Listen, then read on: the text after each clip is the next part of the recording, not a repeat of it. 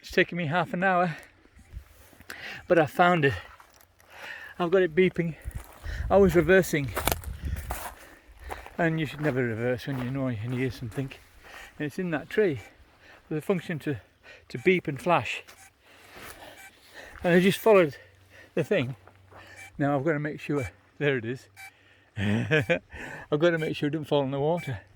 So I've got to put my remote down. It's all pretty wet here. I put my remote down and try and get underneath it so it doesn't drop into the water. If it doesn't drop into the water, it's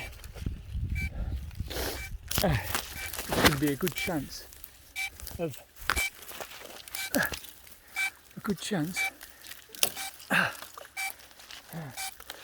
that it's retrievable. Got it. Oh, fantastic. Whoa. I bet it still flies as well. Whoa. Excellent. My goodness me.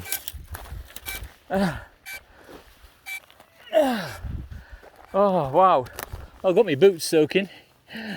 Nearly deep eye in water and with my right foot. Okay, stop flashing and beeping. Hey, fantastic. There we go. I'll bet you that, mother. I don't know, it might be damaged though. Let's have a look at it. Yeah. Oh, wait a minute.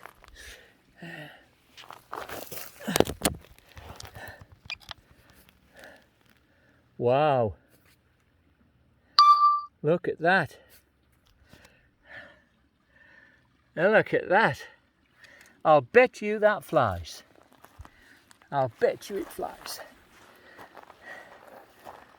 Trying to flat rock. Float down. I'll bet you. Would you believe it? It flies. After being rescued 6 foot high in a tree. My goodness me. Wow. You little beauty, you. You little beauty.